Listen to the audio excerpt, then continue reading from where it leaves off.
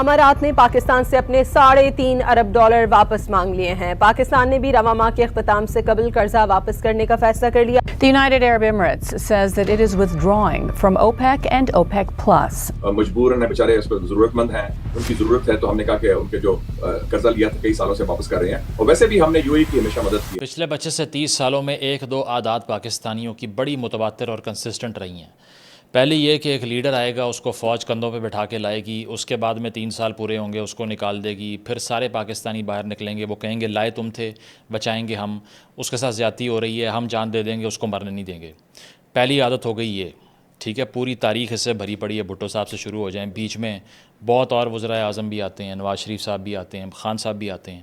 دوسری بڑی عادت پاکستانیوں کی بھلا کیا تھی؟ دبئی جانا، کیونکہ ہر چوتھا یا پانچواں پاکستانی جب آپ کو کچھ نہ کرتا ہوا دکھائی دے اور آپ اس سے جا کر پوچھیں کہ what are you up to, گھر میں کوئی گولڈ مائن ہے تمہاری، کیا مسئلہ ہے، پیسے کہاں سے آ رہے ہیں، تو وہ کہے گا وڈا بھرا ہوندا ہے باہر۔ او یارا میرا بڑا بھرا باہر ہوندا ہے۔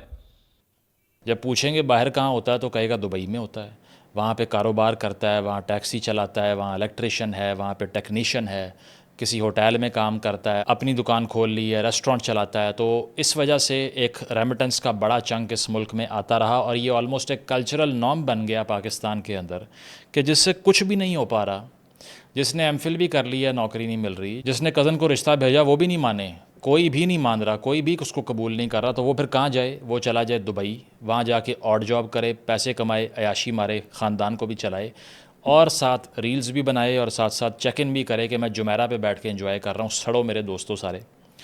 تو یہ تھا جناب پاکستان میں جو ہوتا رہا پچھلے 30-40 سال میں۔ جس طرح میں نے آپ کو بتایا کہ بھٹو صاحب وہ پہلے آدمی تھے جنہوں نے یہ فیصلہ کیا کہ ایسٹ پاکستان علیحدہ ہو چکا ہے، ٹیکسٹائل انڈسٹری بھی چلی گئی، 51% پاکستان علیحدہ ہو گیا، ہمارے پاس نوکری نہیں ہے، تو جاؤ باہر، شیخوں کی ٹیکسیاں چلاؤ باہر جا کے، اور جا کے ٹیکنیشین بنو، الیکٹریشین بنو، اور ہر وہ کام کرو جس کے لیے ان کے پاس لیبر نہیں ہے جو آپ جا کے پرووائڈ کر سکتے ہیں۔ تو اسی لیے 1970s میں جب ایک ریاست کی شکل اختیار کرتا ہے یو اے ای، تو جو اس کے فاؤنڈر تھے زید بن سلطان، وہ ریکگنائز کرتے ہیں پاکستان کے ریجنل رول کو، اور جیسے ہی وہ ریکگنائز کرنے کی غلطی کرتے ہیں تو پاکستانی کہتے ہیں کہ آپ نے اب ہمارے سے محبت کی ہے اور ہماری عزت کی ہے، تو اب لو پھر ہزاروں پاکستانی آپ کی طرف ہم پھینک رہے ہیں، اب آپ نے برداشت کرنا ہے ہمیں۔ 70s اور 80s میں مائیگریشن بوم آ جاتا ہے پاکستان کا، جس میں یہاں سے ورکرز جاتے ہیں یو اے ای میں، انفراسٹرکچر ڈیولپمنٹ کا ایک انبار تھا جو پاکستانیوں نے اپنے ہاتھ سے وہ اینٹیں لگا رکھی ہیں جس سے دبئی بنا ہوا ہے۔ اور اس کے بعد میں ریمیٹنس بوم بھی آتا ہے، کیونکہ جتنے پاکستانی باہر جائیں گے اتنی ہی عیدی گھر بھیجیں گے، ٹھیک ہے، بعد میں گورنمنٹ کہے گی دیکھا ہمیں کتنے پیسے آ رہے ہیں، لیکن وہ بھیج اپنی فیملی کو رہے ہوں گے۔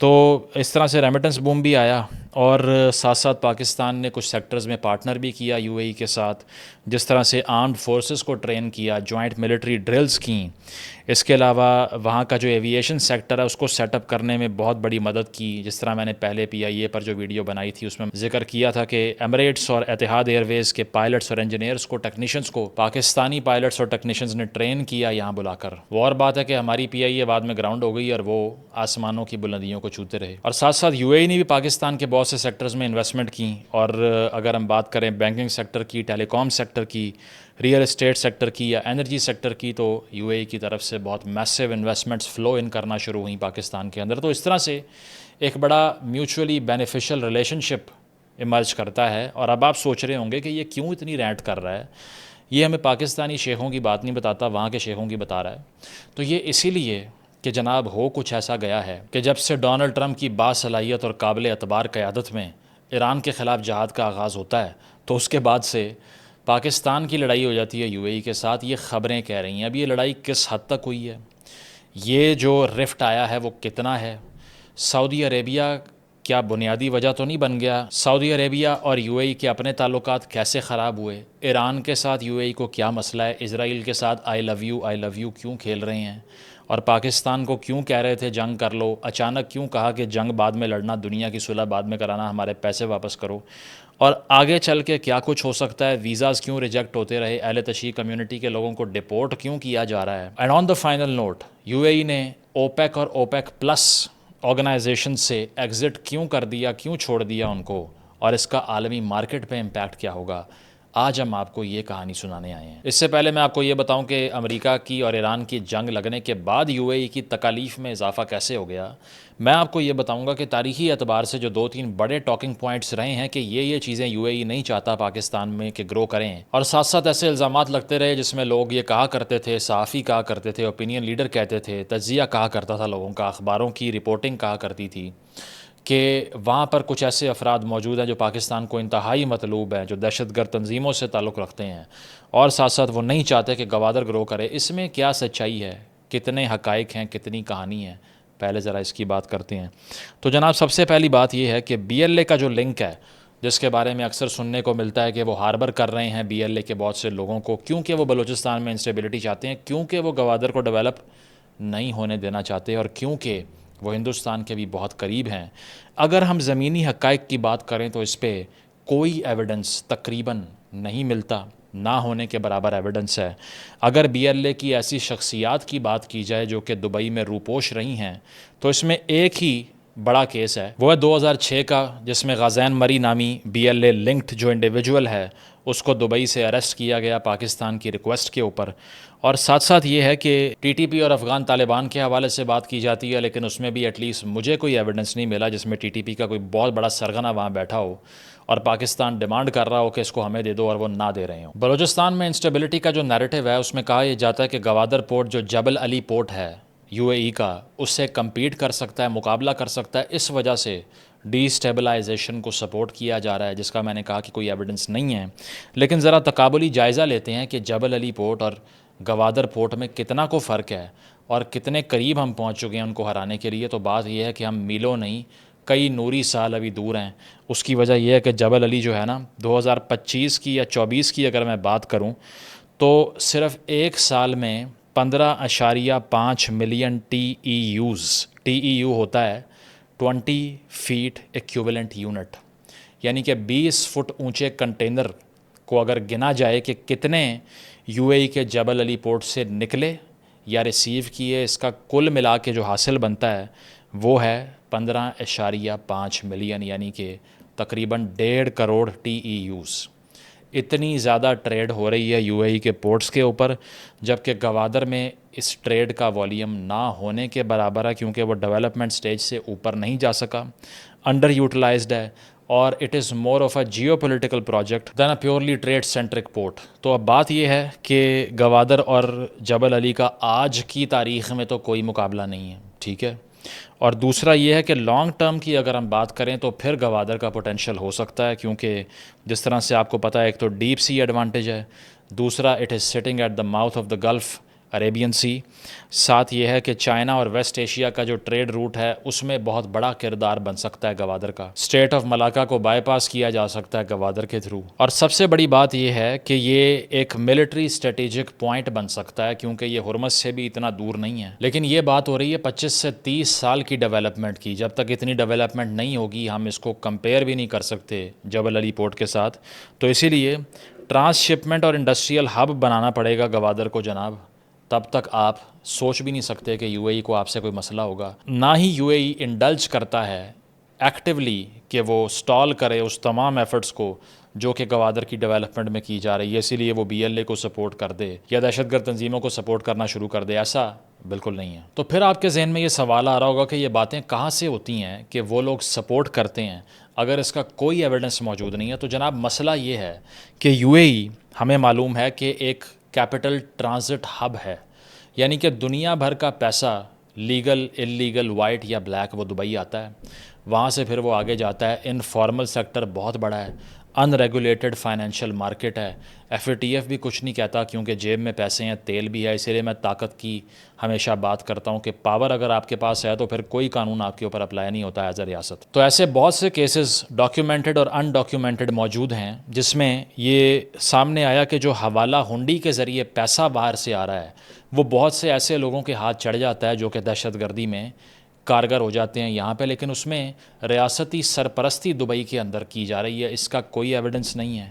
مجھے بھی ایک گورنر لیول کی شخصیت نے یہ بتایا تھا کہ بلوچستان میں ایک تنظیم، اب میں نام نہیں لوں گا کہ تنظیم کون سی ہو سکتی ہے، اس کو تقریباً 5 سے 10 کروڑ روپے کی ٹرانزیکشن دبئی سے ہوئی ہے ریسنٹلی، اور وہ ہم نے پکڑ لی ہے. میں نے کہا آپ سامنے لے آئیں، ابھی تک تو سامنے نہیں آئی جناب. تو اس سے آپ کو یہ تاثر ملتا ہے کہ ہمارے حکومتی اور سیاسی سرکلز کے اندر بھی یہ بات ہوتی ہے کہ پیسے وہاں سے آ رہے ہیں. تو مسئلہ وہاں سے آنے والے پیسے ہیں. ڈائریکٹلی یو اے ای کی طرف سے کوئی سرپرستی یا انڈورسمنٹ یا یہ کہنا کہ بلوچستان میں جو دہشت گردی ہو رہی ہے ہم اسے کنڈیم نہیں کرتے، ایسا بالکل نہیں ہے. پاکستانیوں کی تعداد کی بات کریں تو 21 لاکھ پاکستانی، تقریباً 21 لاکھ پاکستانی 2025 تک دبئی میں، یو اے ای میں، ابو دھابی میں مقیم تھے. اور ریمیٹنس کے حوالے سے اگر بات کی جائے کہ کتنے پیسے پاکستانی باہر سے بھجوا رہے تھے تو وہ 4 سے 5 ارب ڈالر کے قریب پیسے تھے. This is one of the top 3 remittance ratios that Pakistanis receive throughout the year from across the globe. یعنی کہ دنیا کے 2-3 ٹاپ کے ممالک میں سے ایک ہے جن سے پاکستان کو اتنی بڑی تعداد میں بین الاقوامی زر مبادلہ ریسیو ہوتا ہے. وہ اور بات ہے کہ ان 21 لاکھ میں سے آدھے بیچ پہ جا کے ویڈیوز بنانا شروع کر دیتے ہیں خواتین کی، اور کوئی نہ کوئی جیب کاٹ لیتا ہے، اور کوئی نہ کوئی بھیک مانگنے کے سرکل چلا رہا ہوتا ہے. ہماری ویڈیو اس پہ موجود ہے جس پہ لوگوں کی آنکھیں پھٹی کی پھٹی رہ گئی تھیں. انہوں نے کہا تھا ایسا ہو ہی نہیں سکتا، لیکن آپ کو پتہ ہے کہ ہم نے ڈیٹا کے علاوہ کبھی بات نہیں کی. وہ جو چیخ کے الزام تراشیاں، لفافہ چور، یہ سب کہتے پھرتے ہیں کسی کی پرستش میں، ویسا کام نہ ہم نے پہلے کیا ہے نہ آئندہ کریں گے. تو اس میں بھی آپ کو مل جائے گا، یہ پوری کہانی مل جائے گی آپ کو، جس میں ہم آپ کو بتا رہے ہیں کہ وہاں جا کر انفارچونیٹلی پاکستانی کمیونٹی کے کچھ لوگوں نے، 5 سے 10% لوگوں نے جو حرکات کیں، اس سے آفیشلی ہمیں کمیونیکیٹ کیا جاتا رہا ہے کہ جناب پڑھے لکھے لوگ بھیج دو، کہ ساری وائلڈ لائف یہیں بھیج دی ہے، ہمارے پاس اپنے زو بھی ہیں، کوئی کام کے لوگ بھی بھیج دو. تو اس سے پہلے کہ پاکستان اسے کریکٹ کرتا، ایف آئی اے نے بہت بڑے بڑے آپریشن بھی کیے آف لوڈ کرنے کے، جس پہ چیخو پکار بھی اکثر ہوتی ہے کہ غلط لوگوں کو آف لوڈ کر دیتے ہیں. لیکن یہ بھیک مانگنے کے جو منظم گروہ ہیں جو اربوں روپے کا کاروبار کر رہے ہیں، 6 مہینے کا ویزا لگوایا، 3 مہینے ایجنٹ کو دے دیے پیسے جو باہر جا کے بھیک سے کمائے گا، 3 خود جیب میں ڈال لیے، عمرے کے ویزے پہ باہر جاتے ہیں. آپ یقین کریں سعودی عربیہ میں، وہ خیر لمبی ڈیٹیل ہے، وہ آپ اس ویڈیو میں دیکھ سکتے ہیں جو میں نے ایکسپلین کی ہے. اس سے پہلے کہ اس کو کریکٹ کیا جاتا، ویزا ریجیکشنز ہماری پیک پہ جانا شروع ہو گئیں. پچھلے سال کی اگر میں بات کروں تو یو اے ای نے پاکستانیوں کی اپلیکیشنز میں سے 70% ویزاز ریجیکٹ کر دیے. سب سے بڑا ٹارگٹ یو اے ای کا کون تھا؟ سنگل میل ہماری طرح کے. افسوس کی بات ہے، ویسے شادی نہیں ہوئی تو جانے بھی نہیں دیں گے یو اے ای، ٹھیک ہے. تو most of the young single males, ان کو ویزا ریجیکشن کا سامنا کرنا پڑا، ایون فیملیز کو کرنا پڑا. وزٹ ویزاز تھے، ورک ویزاز تھے، ٹرانزٹ ویزاز تھے. آہستہ آہستہ کینسلیشن بڑھنا شروع ہو گئی، جس سے پتہ چلا کہ پاکستانی ہو گئے ہیں پرسونا نان گراٹا، کہ انہوں نے یہ کہا کہ اپنے ملک میں ہی کزنوں سے شادیاں کر لیں، ادھر نہ آئیں. وجہ یہ بتائی جاتی ہے کہ اکثر فیک ڈگریز یا فراڈیلنٹ پریکٹسز، یا اس کے علاوہ begging, overstays, illegal works, اس بنیاد پہ ویزا ریجیکشن ہو رہی ہے. لیکن اب آ کر یہ تعلقات مزید رفٹ کا شکار ہو گئے. اور یہ میں کیوں کہہ رہا ہوں؟ یہ میں اسی لیے کہہ رہا ہوں کہ جنگ کی پیک کے اوپر جب پاکستان کی ڈپلومیسی کی دنیا بھر میں تعریفیں ہو رہی تھیں تو یو اے ای نے کہا کہ ہیلو، آپ کو آواز آ رہی ہے، امن دنیا میں بعد میں قائم کر لینا، ادھار لیا ہوا ہے، قیامت سے پہلے اس کو واپس کر دیجئے، فی الفور پیسے واپس کر دیں. اور اس سے اندازہ یہ لگایا گیا کہ شاید ٹائز بہت خراب ہو گئے ہیں. پاکستان کی ایک بہت سینئر سیاسی شخصیت کو، اب میں نام نہیں لوں گا دوبارہ سے کیونکہ پھر ریجیکشن بھی آ جاتی ہے، ریفیوٹیشن بھی آ جاتی ہے، اس شخصیت نے ایک بہت بڑی میٹنگ میں بیٹھ کر یہ کہا کہ مارو پیسے وہاں پہ. اب آگے آپ سمجھ جائیں کہ کیا بات ہوتی ہے کہ میں نے یہ چیز اس کو مار دی، کہا کہ پیسے فوراً واپس کرو، ہمیں نہیں چاہیے. اور اس کے بعد میں پاکستان نے سعودی عربیہ کی جیب میں ہاتھ ڈالا، اندر سے نکالے ریال، انہیں کنورٹ کیا ڈالر میں اور بعد میں دے دیے یو اے ای کو. اب آپ کو میں اس کا بیک گراؤنڈ بتاؤں گا کہ یہ رفٹ کیوں آئی اور فل فور پیسے کیوں مانگے گئے. اس کا بیک گراؤنڈ یہ ہے کہ 2020 کے اندر یو اے ای نے اسرائیل کے ساتھ ابراہم اکارڈ سائن کر لی، یعنی کہ اسرائیل کو آفیشلی ریکگنائز کر لیا ایز اے ریاست. دوسری چیز یہ ہے کہ تسلیم کرنے کے بعد اسرائیل کو ایک ریاست کے طور پہ کمپلیٹلی ڈپلومیٹک نارملسی ہو گئی، یعنی کہ سفارتی تعلقات کی بحالی ہو گئی، ایمبسیز کھل گئیں، ڈائریکٹ فلائٹس کا آغاز ہو گیا، تجارت کا آغاز ہو گیا. اور سب سے بڑی چیز یہ ہے کہ اربوں ڈالر کی سرمایہ کاریاں ادھر سے ادھر اور ادھر سے ادھر آنا شروع ہو گئیں. اور گریجولی یو اے ای ہندوستان اور اسرائیل کے بہت قریب ہونا شروع ہو گیا. اور یہ کہنا غلط نہیں ہوگا کہ گلف کے اندر سب سے زیادہ پرو انڈیا اور پرو اسرائیل اگر کوئی اسٹیٹ ہے تو اس کا نام یو اے ای ہے. اور یہ بات اگر آپ کو پتہ ہے، مجھے پتہ ہے، تو ایسا ہو سکتا ہے کہ ایران کو نہ پتہ ہو. وہ اور بات ہے کہ وہاں اکثر انٹرنیٹ نہیں آتا، بٹ دے نو دیٹ. اور اسی لیے جب سے جنگ کا آغاز ہوا تو 13 کیجولٹیز یو اے ای کے اندر ہوئیں ایرانین اٹیکس کے ذریعے. 537 بیلسٹک میزائل داغ دیے یو اے ای کے اوپر, 2256 ڈرون سٹرائکس کر دیں ایران نے یو اے ای کے اوپر. سب سے بڑا نمبر ہے, اسرائیل سے بھی 4 گنا زیادہ, پہلے بھی مثال دے چکا ہوں, کیونکہ ایران کے نقشے میں یو اے ای کی جگہ اسرائیل 2.0 لکھا ہوا ہے. So that's why they made drones and ballistic missiles rain in U A E. اس کے بعد میں آپ کو یہ سننے کو ملا ہوگا کہ ہرمز کو کھلوانے کے لیے, جبری طور پہ کھلوانے کے لیے, ملٹری فورس بنانے کے لیے یو اے ای نے ووٹ ڈال دیا, لیکن پاکستان نے ایبسٹین کر دیا. ٹھیک ہے. اس کے بعد میں آپ نے یہ بھی سنا ہوگا کہ یو اے ای یہ چاہتا ہے کہ جنگ کی ایفرٹ کو تمام گلف ممالک جوائن کریں, کیونکہ ایران کو مٹانے کا اس سے بہترین موقع نہیں ہوگا. بے وقوفی مت کیجیے, ایران آپ کا کمپیٹیٹر ہے, اس کو ختم کرنے کے لیے ہمارا ساتھ دیں. وہ بھی نہیں ہو سکا. اس کے بعد میں یو اے ای اس بات کا بھی حامی ہے بہت سی رپورٹس کے مطابق کہ سمیش کر دیا جائے ایران کو, پیس ٹاکس کامیاب نہ ہوں, گفتگو نہ کی جائے, ٹیبل پہ نہ بٹھایا جائے. یعنی کہ ایون یورپین کنٹریز, ایون پرو امریکن کنٹریز, ایون پرو اسرائیلی کنٹریز بھی یہ بات نہیں کر رہے, لیکن یو اے ای یہ چاہتا ہے کہ ایران کے خلاف ایک خوفناک جنگ لگائی جائے, جس کے بعد ان میں جتنی بھی سکت اور بیک بون ہے اس کو ہمیشہ ہمیشہ کے لیے توڑ دیا جائے. ایسے میں ایک ملک اس پوری جنگ کو رکوانے کے لیے مین سٹریم میں آ گیا. ایسے میں ایک ملک اس پوری جنگ کو رکوانے کے لیے اپنے آفیسز مہیا کرنا شروع ہو گیا, اپنے طیارے عباس اراغچی کو دے رہا ہے, ڈونلڈ ٹرمپ کو فون کر رہا ہے, ایران جا کے لینڈ کر کے ان کے ملٹری ہیڈ کوارٹرز میں بیٹھ کے اسٹریٹجائز کر رہا ہے. امریکہ کی ڈیمانڈز ایران کو اور ایران کی ڈیمانڈز امریکہ کو دے رہا ہے, اور ہیل بینٹ ہے کہ میں جنگ رکوا کے رہوں گا. اس کا نام تھا پاکستان. دوسری طرف ہے یو اے ای جو کہتا ہے کہ جنگ کبھی نہیں رکنی چاہیے, اور آپ کو پتہ ہے کہ اس کے بعد دونوں کا گلی کی نکر پہ آمنا سامنا ہو گیا. U A E was really unhappy with Pakistan's role in the mediation effort of this war. وہ یہ چاہتے تھے کہ یہ جنگ بندی کا ڈرامہ بند کریں, سائڈ پہ ہوں, ہم آپ کو اتنے پیسے دیتے ہیں, اتنی لیبر آپ کی یہاں پہ کام کرتی ہے, اتنا ریمیٹنس آتا ہے, اتنا تیل ملتا ہے, رول اوور ملتے ہیں, 2019 میں ہم نے رول اوور دیا تھا, پھر بھی آپ ہماری سائڈ نہیں لے رہے. ایران کے قریب ہیں, وہ آپ کا شکریہ ادا کر رہے ہیں, آپ ان کا شکریہ ادا کر رہے ہیں, روپیہ وہ آپ کو ایک نہیں دیتے, بات ہماری سنو. تو جناب جب پاکستان نے اس ایفرٹ کو ریزسٹ کیا کہ ہم جنگ کو جوائن نہیں کریں گے, ہم میڈیشن کے رول سے پیچھے نہیں ہٹیں گے, سب سے بڑی چیز یہ ہے کہ ایران کو کنڈیم نہیں کر سکتے. ہماری ریالٹی کو سمجھیں. وہ نہیں سمجھے, انہوں نے کہا ہمارے پیسے دیں, انہوں نے کہا لے لیں. یہ ہے کہانی. کیونکہ 19 مارچ کو جو ریاض کے اندر سمٹ ہوا تھا, اس میں پاکستان نے جب پش کیا کہ اسرائیل کے اگریشن کو کنڈیم کیا جائے, یہ بہت سے لوگ جو الزام لگاتے ہیں نا کہ اسرائیل کی گود میں بیٹھ گئے, پاکستان وہاں جا کر پش کر رہا تھا پورے ریاض سمٹ کے اندر کہ اسرائیل کے اگریشن کو جوائنٹ سٹیٹمنٹ کے ذریعے بیش کیا جائے. تو اس کے سامنے کون کھڑا ہو گیا؟ U A E, Kuwait, Jordan اور بحرین. انہوں نے کہا کہ اسرائیل کے خلاف آپ نے بات نہیں کرنی, باقی سارے معاملات آپ جو ہے نا وہ چلا لیں. تو اس بات کے اوپر بھی کنفرنٹیشن. اور اس کے بعد میں آپ کو پتہ ہے کہ سعودی عربیہ بیچ میں پڑ گیا, انہوں نے انڈلج کر کے وہ سٹیٹمنٹ دلوا بھی دی جس میں اسرائیل کے اگریشن کو کنڈیم کیا گیا. لیکن اس کے ساتھ ساتھ سعودی عربیہ کے ساتھ دفاعی معاہدہ جو سائن ہوا تھا اس پہ بھی یو اے ای کو اعتراض تھا. وہ کیوں تھا ذرا یہ سن لیں. حالیہ تاریخ میں یو اے ای اور سعودی عربیہ کے تعلقات خراب ہونا شروع ہو چکے ہیں, ہمیں یہ بات معلوم ہے. سب سے پہلے یمن جنگ کے اندر سعودی عربیہ نے حکومت کو, یعنی کہ یمن کی انٹرنیشنلی ریکگنائز گورنمنٹ کو سپورٹ کیا, جبکہ یو اے ای بیک کر رہا تھا ایس ٹی سی کو, یعنی کہ ساؤدرن ٹرانزیشنل کونسل, جو کہ آلٹرنیٹیو تھی, مخالف تھی حکومت کی. تو ایک تو یمن جنگ کے اندر لڑائی ہو گئی جناب. دوسری بات سوڈان کے اندر ہم نے یہ ویڈیو بھی بنائی تھی, 1.5 لاکھ بندہ مار دیا, کسی نے نام تک نہیں لیا. اس میں سعودی عربیہ ایس اے ایف کے ساتھ کھڑا ہوا تھا, سوڈانیز آرمڈ فورسز کے ساتھ, اور یو اے ای بیک کر رہا تھا آر ایس ایف کو, کیونکہ آر ایس ایف سے گولڈ مائنز کے ٹھیکے بھی ملنے تھے اور ایگریکلچرل انویسٹمنٹس کی جا رہی تھی وہاں پہ. وہاں بھی آمنے سامنے آ گئے, اور اس کے بعد میں کانفلکٹ بہت زیادہ تگڑا ہو گیا. اور یہ عادت یو اے ای کی پرانی ہے کہ وہ یہ چاہتا ہے کہ ملٹریلی, اسٹریٹجیکلی, فائنینشلی, معاشی اعتبار سے, ہر اعتبار سے ریاض نہیں بلکہ دبئی سینٹر ہو پورے گلف کا. اسی لیے وہ لیبین وار میں گھس گیا 2014 میں, جہاں جا کے ایسٹرن لیبین فیکشن کو سپورٹ کیا. اس کے ساتھ ساتھ ایئر اسٹرائکس کی, ہزاروں ڈیتھس وہاں پر ہوئیں. پھر یمن 2015 میں گیا, جہاں پر جا کے ہم نے ہوتیز کے خلاف پہلے تو سعودیز کے ساتھ مل کے لڑتے ہوئے دیکھا یو اے ای کو, اس کے بعد میں یہ رفٹ سامنے آیا.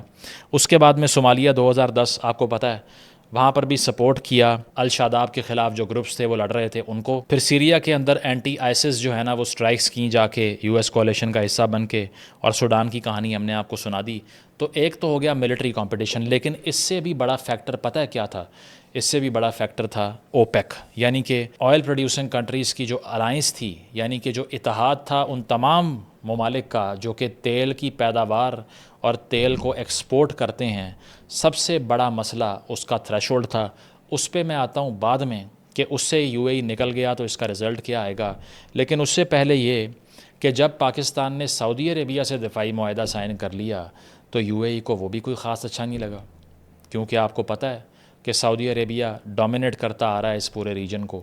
تو یہاں پر بھی ایک اور فلیش پوائنٹ سامنے آ گیا. تو اوپیک اور اوپیک پلس کے اندر جو لڑائی چل رہی ہے یو اے ای کی اور سعودی عربیہ کی، جس وجہ سے یو اے ای نے ایگزٹ کر دیا، وہ آپ کو بعد میں بتائیں گے. پہلے ذرا یہ بتائیں کہ اوپیک کس کام کے لیے بنا اور کس نے بنایا. 1960 میں اوپیک کو بنایا جاتا ہے سعودی عربیہ، ایران، عراق، کویت اور وینزویلا کی طرف سے، اور اس کا مقصد یہ تھا کہ عالمی تیل کی قیمتوں کو سٹیبلائز کیا جائے، متوازن کیا جائے، یہ تعین کیا جائے، یہ ڈیفائن کیا جائے کہ کتنا تیل پمپ کرنا ہے، کتنا بیچنا ہے. 1971 میں یو اے ای اس کا ممبر بن جاتا ہے جناب، اور آج سے ایک روز پہلے تک اس کے 12 ممبران تھے، یعنی کہ Saudi Arabia, Iran, Iraq, Kuwait, Algeria, Libya, Nigeria, Congo, Gabon, Venezuela اور ایکواڈور. سعودی عربیہ کو سب سے بڑا سٹیک ہولڈر کہا جاتا تھا اوپیک کنٹریز کے اندر، کیونکہ وہ اس ری ایڈجسٹمنٹ کے کتنا تیل بیچنا ہے کتنا نہیں بیچنا اس پہ سب سے بڑا اختیار اور تیل پمپ کرنے کا سب سے بڑا کوٹا حاصل کر چکا تھا. لیکن 2014 میں جب آئل مارکیٹ کریش کرتی ہے اور امریکہ کی طرف سے سپلائی بڑھا دی جاتی ہے گلوبل مارکیٹ کے اندر، تو پھر ایک نیا کرائسس ایمرج کر جاتا ہے.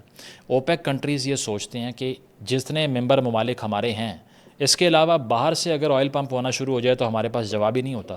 تو پھر انہوں نے 2016 میں اوپیک پلس بنایا، اور اس کا سب سے بڑا مقصد تھا رشیا کو بھی آن بورڈ کرنا، کیونکہ روس ایک بہت بڑی تیل پمپ کرنے والی طاقت ہے، اسی لیے اس کو بھی اس فریم ورک کا حصہ بنا لیا گیا. اوپیک پلس کا مقصد تھا اوپیک کنٹریز اور نان اوپیک کنٹریز کی کوارڈینیشن، اور اوپیک پلس میں Russia, Mexico, Kazakhstan, Azerbaijan, Oman اور بحرین شامل کر لیے گئے. اب آ جائیے اصل مسئلے کے اوپر. یو اے ای کو بڑے لمبے عرصے سے اوپیک سے شکایات تھیں، اور وہ شکایات تھیں کوٹا کے اوپر. کوٹا کیا ہوتا ہے؟ اوپیک جتنے ممالک کو الاؤ کرے گا کہ آپ نے اس مقدار سے اوپر تیل پمپ نہیں کرنا، نہ بیچنا ہے، ان کو اس کی پاسداری کرنا پڑے گی، چاہے وہ اس سے زیادہ پیداوار رکھتے ہوں. پھر بھی یو اے ای کمپلین کرتا آیا کہ ہائر پروڈکشن کوٹاز ہونے چاہیے، فاسٹر انکریز ہونا چاہیے الاؤڈ آؤٹ پٹ کے اندر، اور اس نے رزسٹ بھی کیا جو کٹس لگائے جا رہے تھے اس کو، اور کوٹا ایڈجسٹمنٹ کے لیے لابنگ بھی کرتا رہا. اور یہ بنیادی وجہ بنی سعودی عربیہ سے دشمنی کی. لیکن آہستہ آہستہ یہ اتنی انٹینسیفائی ہو گئی کہ آج سے ایک روز پہلے یو اے ای نے اعلان کر دیا کہ اوپیک اور اوپیک پلس کو 1 مئی یعنی کہ اگلے مہینے کی 1 تاریخ سے میں چھوڑ دوں گا. اب مسئلہ یہ تھا کہ یو اے ای کو کہا گیا تھا کہ آپ نے 3.4 ملین بیرلز پر ڈے، یعنی کہ 34 لاکھ بیرل پر ڈے سے اوپر تیل پمپ نہیں کرنا. ایسٹیمیٹس یہ بتاتے ہیں کہ یو اے ای کی ایکچوئل پوٹینشیل تھی 5 ملین بیرل پر ڈے، یعنی کہ 3.4 ان کو اجازت دی گئی، اگر وہ آزاد ہوں تو 5 کر سکتے ہیں. 1.6 ملین بیرلز پر ڈے کا فرق تھا، اور 1.6 ملین بیرلز پر ڈے کا مطلب یہ ہے سال کے اربوں ڈالر ضائع ہو رہے تھے. تو یو اے ای یہ سوچ رہا تھا کہ سعودی عربیہ کی مناپلی اور اجارہ داری کی وجہ سے میں اپنی جیب کیوں کٹواؤں، اسی لیے انہوں نے اس کو چھوڑنے کا اعلان کر دیا. اب یہ چھوڑنے سے ہو کیا سکتا ہے؟ ہو یہ سکتا ہے کہ اگر تو یو اے ای وہ بقیہ 1.3 سے 4 million barrel per day pump کرنا شروع ہو گیا عالمی مارکیٹ میں، تو اس سے تیل کی پرائزز کم ہو سکتی ہیں.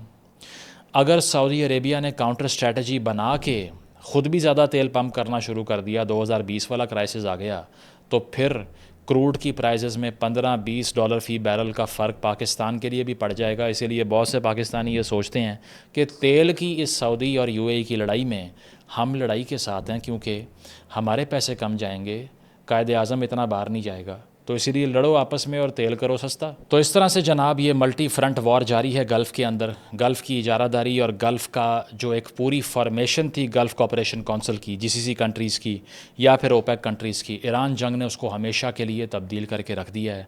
تصور کیجئے کہ اگر ایران سے بھی سینکشن ہٹ جائے تو تیل پانی کے برابر آنا شروع ہو جائے گا، کیونکہ اتنا تیل یعنی کہ 1.5 ملین بیرل پر ڈے کا اضافہ یو اے ای اگر کر دے، سعودیہ بھی کوٹا بڑھا دے، ایران کا 4 ملین بیرل پر ڈے کا کوٹا جو ہے وہ بھی اس کو یوز کرنا شروع کر دے، تو کیا حال ہو جائے گا دنیا کا. لیکن یہ بہت ہی ہائیلی لائکلی نہیں ہے، کیونکہ ایران سے سینکشن ہٹانا بہت مشکل ہے. اس ساری صورتحال میں پاکستان کے لیے بری خبر یہ ہے کہ اگر تعلقات میں رفٹ آتا رہا تو پھر مزید ریمیٹنسز پاکستان میں کم ہو سکتے ہیں، کیونکہ ایسٹیمیٹس یہ بتاتے ہیں کہ ایک سال میں $4 سے $5 ارب کا ریمیٹنس باہر سے آتا ہے. تو پاکستان کو اس وقت کرنا کیا ہے؟ پاکستان کو یہ کرنا ہے کہ اپنی ڈیپینڈنس کو ڈائیورسیفائی کریں، ایک ملک کے اوپر اتنا انحصار نہ رکھیں کہ آپ کو پورٹ اور شپنگ میں بھی وہی سب کچھ کر کے دے رہا ہو، رول اوور بھی دے رہا ہو، تیل بھی بیچ رہا ہو، ریمیٹنس بھی بھیج رہا ہو، لیبر بھی لے کے جا رہا ہو۔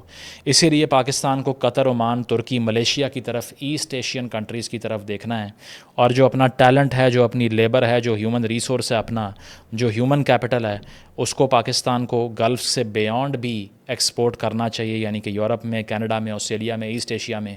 اس کے لیے فارن منسٹری کو اور پاکستان کی لیبر منسٹریز کو کام کرنا پڑے گا، ایم او یوز کرنے چاہیے باہر کے ملکوں کے ساتھ، جس میں وہ ہماری لیبر یہاں سے لے کر جائیں، کیونکہ ایک بہت بڑا ہیومن ریسورس والا ملک ہے، اس سے ڈیپینڈنس کم ہوگی گلف کے اوپر۔ پھر آپ کو اپنی آئی ٹی اور سروس ایکسپورٹس کو بڑھانا پڑے گا تاکہ آپ کی ڈیپینڈنس ساری کی ساری ریمیٹنس کے اوپر نہ رہے۔ تو فی الوقت امپورٹ ایکسپورٹ اور انویسٹمنٹ کٹس ہو سکتے ہیں، اس کو برداشت کرنا پڑے گا، لیکن میں دیکھ رہا تھا ایک دو صحافی چیخ رہے تھے کہ ایسا کبھی ہوا ہے کہ اتنے برے تعلقات ہو گئے ہیں اور دیکھا کیا حشر کر دیا ہے یو اے ای کے ساتھ۔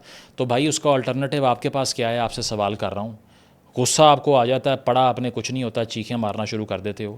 آپ سے جواب یہ درکار ہے کہ اگر ان کے کہنے پہ جنگ جوائن کر لیتے تو آپ جا کے بندوق پکڑ کے رائفل لے کے جاتے تہران پہ حملہ کرنے کے لیے۔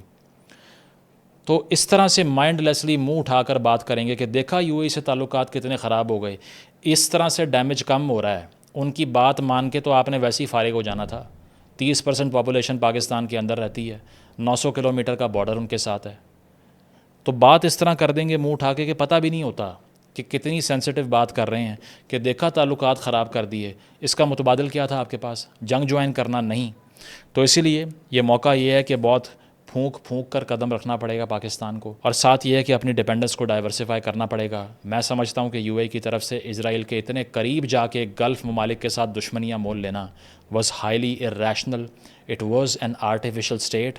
باہر کے لوگوں نے آ کے اس ریاست کو بنایا ہے، باہر کے لوگوں کو اگر ڈپورٹ کر دو گے، جس طرح سے پاکستان کے حوالے سے کہا جا رہا ہے کہ ایک بہت بڑی اہل تشیع پاپولیشن کو وہاں سے ڈیپورٹیشن کی جا رہی ہے، مجالس میں شرکت کرنے کی وجہ سے، کوئی ٹویٹ کرنے کی وجہ سے، یا پھر کوئی social media plate form use کرنے کی وجہ سے، ایران کے حق میں نعرہ مارنے کی وجہ سے، یا پھر صرف اہل تشیع ہونے کی وجہ سے۔ تو یہ ڈیپورٹیشن اب ریکارڈ تو نہیں ہے کہ کتنی ہو رہی ہے، لیکن یہ آپ کو کلیئرلی یہ بتاتا ہے کہ they will accept Israelis but not the اہل تشیع، وچ از ویری انفارچونیٹ۔